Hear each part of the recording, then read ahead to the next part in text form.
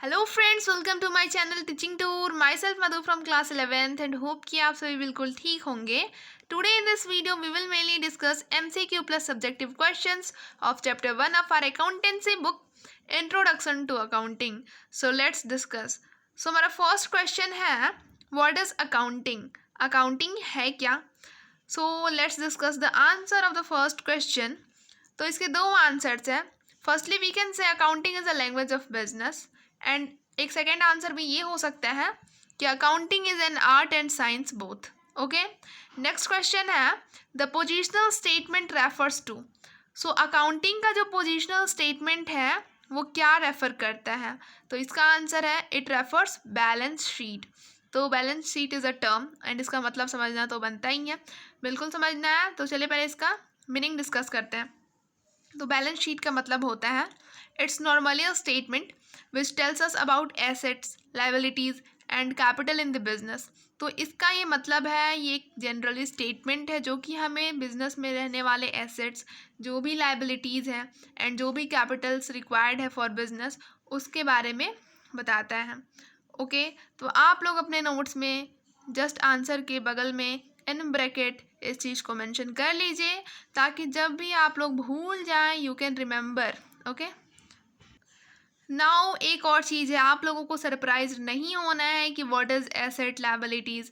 ये हम लोग इन चैप्टर 2 इन डिटेल अच्छे से डिस्कस करेंगे। ओके, नेक्स्ट क्वेश्चन देखते हैं। हमारा नेक्स्ट क्वेश्चन है, who invented the double entry system of book keeping? Book keeping की जो डबल एंट्री सिस्टम है उसको किसने इन्वेंट किया था? So the answer is Lucas Pacioli. Lucas Pacioli ने इसको डिस्कवर किया था। ओके, नेक्स्ट क्वेश्चन देखते हैं। हमारा नेक्स्ट क्वेश्चन है, when the first book on book keeping and accountancy was published? Accountancy and book keeping पे पहला बुक कब पब्लिश्ड हुआ था? So the answer is in 1494। 1494 में first book on accountancy and book keeping was published. Next question है, book keeping means, book keeping का मतलब क्या है? To maintain business transactions in books. तो जो भी बिजनेस ट्रांजेक्शन्स का मतलब होता है लेन देन, यानी जो भी सेल्स एंड परचेज हो रहे हैं उसको एक बुक में मेंशन करना in a systematic order is known as book keeping. Okay, next question देखते हैं। Now our next question is, what is the last step of accounting as a process of information? Accounting का कौन सा accounting का last step है as a process of information? So communication of information is the last step of accounting as a process of information. Next question discuss करते हैं। Now, our next question is, which of the qualitative characteristics of accounting information is reflected when accounting information is clearly presented? तो हमसे पूछा जा रहा है कि accounting का कौन सा qualitative characteristics means feature reflect करेगा व्हेन, जब हम लोग अकाउंटिंग इन्फॉर्मेशंस को इन अ क्लियर मैनर किसी भी पर्सन के सामने प्रेजेंट करेंगे। तो सो द आंसर इज अंडरस्टैंडेबिलिटी। ये एक क्वालिटेटिव कैरेक्टरिस्टिक्स है अकाउंटिंग का जो रिफ्लेक्ट करेगा जब भी हम लोग अकाउंटिंग इन्फॉर्मेशन को इन अ क्लियर मैनर किसी भी पर्सन के सामने रखेंगे या फिर उसको बताएंगे तो, या प्रेजेंट करेंगे तो। नेक्स्ट क्वेश्चन है, who is not user of accounting information? Given example. आप लोग एक एग्जाम्पल दे के बताइए कि अकाउंटिंग इन्फॉर्मेशन के यूज़र कौन नहीं है। सो माइनर्स मीन्स चाइल्ड, मतलब बच्चों को क्या काम है अकाउंटिंग इन्फॉर्मेशन की? So they are not user of accounting information. तो ये एक एग्जाम्पल हो गया। नेक्स्ट देखते हैं। Now next question is, users of accounting information include. अब आप लोगों को बताना है कि जो भी अकाउंटिंग इन्फॉर्मेशन के यूजर्स हैं उनमें कौन कौन आ सकते हैं। So creditors, lenders and customers, और ये सारे टर्म्स भी we will discuss in chapter 2 of our accountancy book. So don't worry. Next question है, at the end of financial year after sale of goods worth 2 lakh there was a closing stock of 10,000 this is. तो जो भी financial year है उसके and में 10,000 का stock बचता है और 2 लाख की सेल हुई है। तो ये जो है इसको क्या बोलेंगे? तो दिस इज़ एन इवेंट, ये एक इवेंट है। नेक्स्ट हम लोग डिस्कस करेंगे मैच द फॉलोइंग। तो सिंपली 5 ही क्वेश्चन है मैच द फॉलोइंग में, उसको जल्दी से डिस्कस कर लेते हैं। देन आफ्टर हम लोग कुछ और सब्जेक्टिव क्वेश्चंस बिल्कुल इन डिटेल अच्छे से डिस्कस करेंगे, जो कि एग्जाम के पॉइंट ऑफ व्यू से टू मच नेसेसरी हैं। Okay, now see the match the following. So match the following का फर्स्ट नंबर क्वेश्चन है मैनेजमेंट अकाउंटिंग इज। तो मैनेजमेंट अकाउंटिंग क्या है? तो ऑप्शन ई इज करेक्ट। तो let's see the option E of column 2। So management accounting is a branch of accounting, ये इसका correct answer है। नेक्स्ट क्वेश्चन देखते हैं, question number 2। Question number 2 of match the following is objective of accounting is. Accounting की क्या objective है? So A is correct option. Let's see, to ascertain financial position of business, ये पता लगाना कि business की फाइनेंशियल पोजीशन कैसी है, ये अकाउंटिंग का ऑब्जेक्टिव है। नेक्स्ट थर्ड नंबर क्वेश्चन देखते हैं। सो थर्ड नंबर क्वेश्चन है nature of accounting is. Accounting का नेचर क्या है? So B option is correct. Let's see, accounting is man made. तो accounting is a human made, ये accounting का nature है। नेक्स्ट फोर्थ नंबर क्वेश्चन देखते हैं। सो फोर्थ नंबर क्वेश्चन है कैरेक्टरिस्टिक्स ऑफ अकाउंटिंग। अकाउंटिंग की क्या फीचर्स हैं? तो C number option is correct. Let's see the C number option of column 2। So characteristics of accounting is really ability means believe. Next question number 5 देखते हैं match the following का। यानी जो भी अकाउंटिंग के फीचर्स हैं या फिर कैरेक्टरिस्टिक्स, वो रिलीएबल होना चाहिए, यानी बिलीवेबल होना चाहिए। कोई भी उसमें विंडो ड्रेसिंग नहीं होनी चाहिए, यानी बनावटी बातें नहीं होनी चाहिए।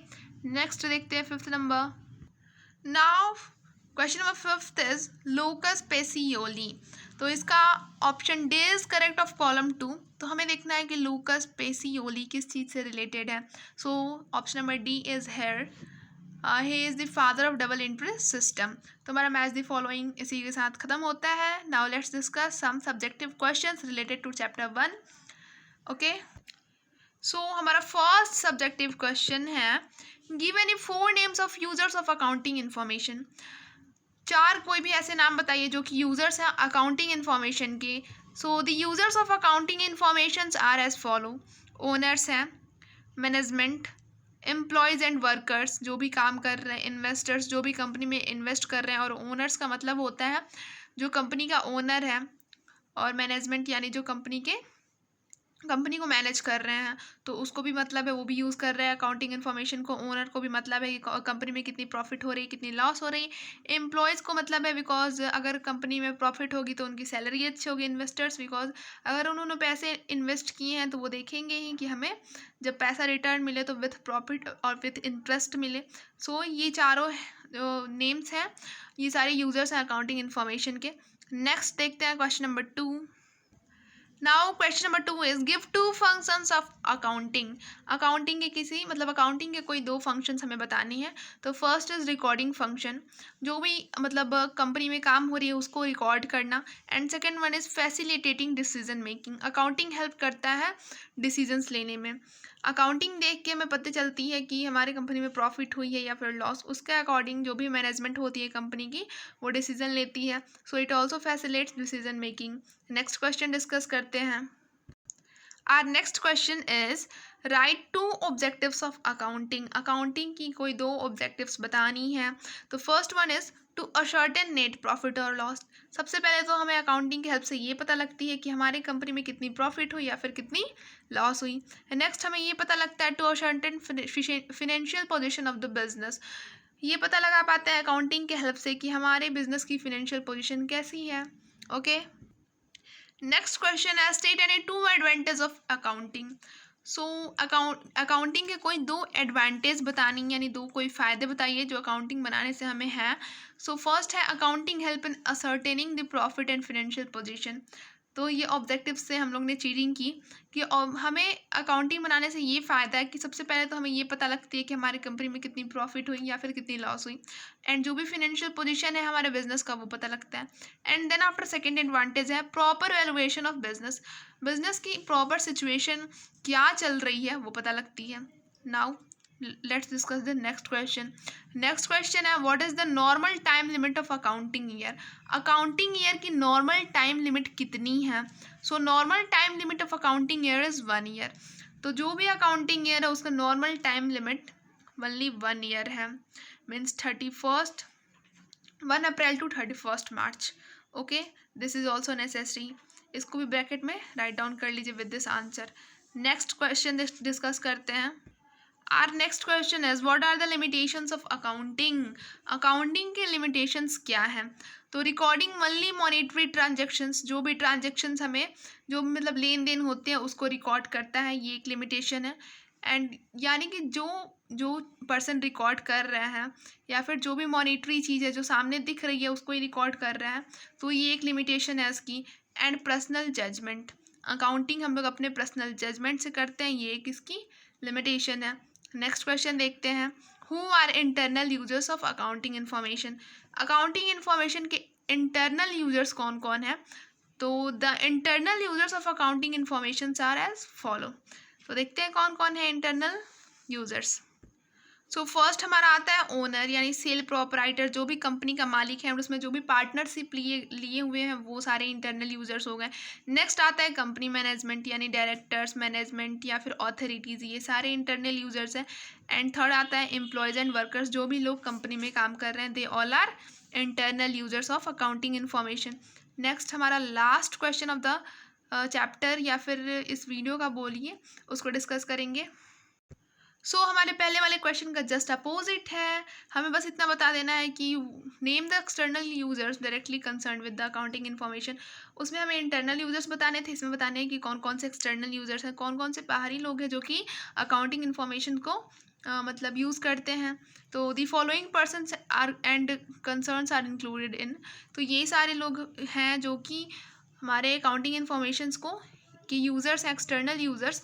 तो इन्वेस्टर्स यानी कि जो भी पर्सन कंपनी के अंदर इन्वेस्ट करते हैं वो लोग हैं हमारे अकाउंटिंग इन्फॉर्मेशन के एक्सटर्नल यूज़र्स। क्रेडिटर्स जो भी कंपनी को उधार दे रहे हैं, एंड बैंक जो कंपनी को लोन दे रहा है, एंड अदर फाइनेंशियल इंस्टीट्यूशंस या फिर जो भी कंपनी को फिनेंशियली हेल्प कर रहे हैं, वो सारे एक्सटर्नल यूजर्स हो गए। तो अगर आप लोगों को इस ये जो subjective question plus MCQ question का सीरीज़ था इस वीडियो में, अगर आप लोगों को इससे रिलेटेड कोई भी डाउट हो तो please comment in comment section.